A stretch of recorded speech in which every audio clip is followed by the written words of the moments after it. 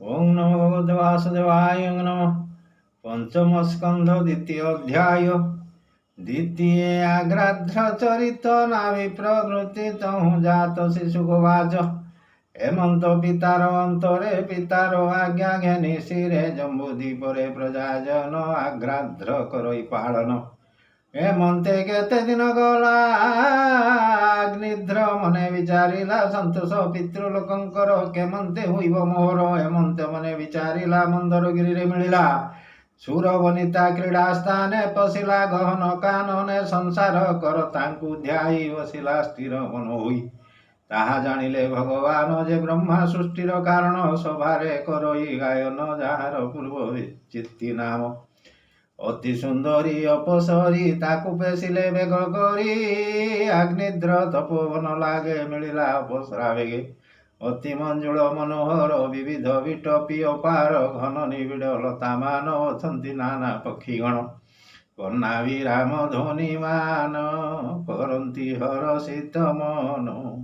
छछ निर्मल स्वादु भारी विविध जलाशये पूरी। कुक्कुट कारण्डव हंस करंती रुचिर विलास। कन्नार नाना पुष्प सार पद्मपूरित सरोवर। मंद पवन बोहे नित्ये ता देखी कन्या तु सचिते। करई ललिते गायन विन्यासे पाद गतिमान। चरणे नुपुर ताहार धुनि करई मनोहर। अति मंजुल तान शुणी नृप कुमर शिरोमणि। समाधि जुगरु ताहार नयन कमल जुगल। ईशित विकसित कला मंद मधुरे से चाहिला। निकटे तार मुख देखी पिछाड़ी न पारोई आखि। भृंगर पत्नी से जैसन पुष्प लोढ़ोई बने वन। देव मानव आदि जेते उल्लास होती जगते विहार अवलोकन रे सुस्वर वचन मधुरे। प्राणीर मन कुसे नेहि अनंगे बस से करही। से चेते बेले वाक्य कही बदनु सुगंध उठई। तेणे लुभद भृंगवणे भ्रमंती तार सन्निधाने। तेणु न पारे भेगे जाई पवने बसन चढ़ई। ता देखी नृपति नंदन हुईला अनंगे अधीन। जड़ पोराए से हुईला काहू तू ओइलु ओइला। पर देवता माया होई कियो बावने लुडु तुही। कामर वस्त्र मान देनी कियो थे भ्रम तुमे दीनी। मृगाखी कहतु वचने मृग कुलुडु किवाओने। तुबेनी कमल लोचन निश्चय अंगनर बाण। काहाकु बिंधिबु सुंदरी कहतु माया दूर करी। देउ लोककु दया करू अनंग अनळे न मारू। तोर शिरुस्मथ होई कुसुम मान पड़ुछई। चरण पंकजे तोर मधुर बाजई नुपुर। शरीरे पुलक तोर उररे घन कुच भार।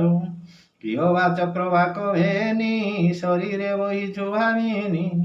मध्य भाग जे कृश तोर दिशई अति मनोहर। जहि मनयन जुगल आश्रय कलाक निश्चल। मोहर तपोवन भूमि अति सुगंध कलु तुही। जार नयन गोचर हुईब रूप गुण तोर। से कि अनंग बस नुही रहिब हेमंत के देही। अद्भुत सुधार संसार आनंद करई अधर।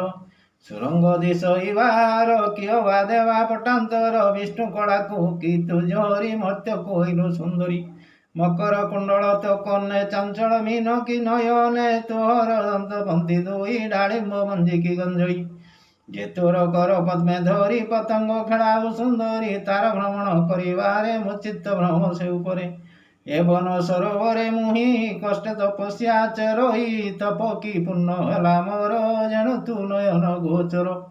कियो बा ब्रह्मा प्रसन्न रे सुंदरी मिलिलु छामुरे। प्रसन्न हो मते तू ही मित्र भावरे मोह जोई।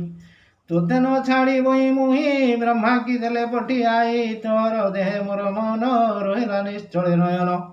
हे पिनस्तनी शुभ्रकेशी तुम ते हेन गो आश्वासी चित्त मोर तुर तोहि निश्चले रहिला गो सोई सफल कर तुहि ଏହା ସ୍ୱଭାବେ ତୁତ ପୁଣ୍ୟ ଦେହା ଏମନ୍ତ ଅନୁନୟ ବାଣୀ ବିବିଧେ କହେ ନୃପମଣି ମଧୁର କୋମଳ ବଚନ କହି ହରିଲା କନ୍ୟା ମନ ନୃପକୁମର ରୂପ ଗୁଣ ବିଦ୍ୟା ଯୌବନ ସୁରପଣ ଏମନ୍ତ ଗୁଣ କନ୍ୟା ମନ ତକ୍ଷଣେ ହୁଇଲା ବନ୍ଧନ अग्निध्र संगते सुंदरी लक्षे वर्ष भोग करी जम्बुदीपर पति तुले विविध भोग से भुंजिले हे पूर्ववीति गर्भुजात हुईले अग्निध्रर सुत नाभिर मक्ष किं पुरुष कुरु भद्राश्व हरिवर्ष हिरण्यजे इळावृत केतुमाळे नवसुत बरस बरस केतार हुवन्ते नभ कुमार गृह को पूर्व भित्ति तेजी ब्रह्माचरणे पुण भजी मातार पुण्य बड़ू करी कुमरे धर्म को आचरी पिता विभाग अनुमते जम्बुदीप को यथोचिते भोग करिले कुमरे पितार आज्ञा घेनि शिरे एमते अग्निध्र राजन सकामे करी कर्म मान से किछि दिन अनंतरे गमिले से पितृलोकरे पिता पितृलोक अंतरे से नव भ्राते सहोदरे मेरुर कन्या मान जेते विवाह हुईले भेद मते प्रतिरूपा जे नारी रम्या मेरु देवी जयिता श्यामा रुद्रदर्शना जे देववीति भद्रा जे नव दुहिति ए रूपे थिले जे मेरुर नव कन्यका मनोहर ताहाकु विवाह होइले धर्मरे पृथ्वी पाळिले कोई विप्र जगन्नाथ अग्निध्र सुतंक चरित इति श्रीमद्भागवते महापुराणे पारमहंस्यां संहितायां पंचम स्कन्धे अग्निध्र चरितं नाम द्वितीय अध्याय।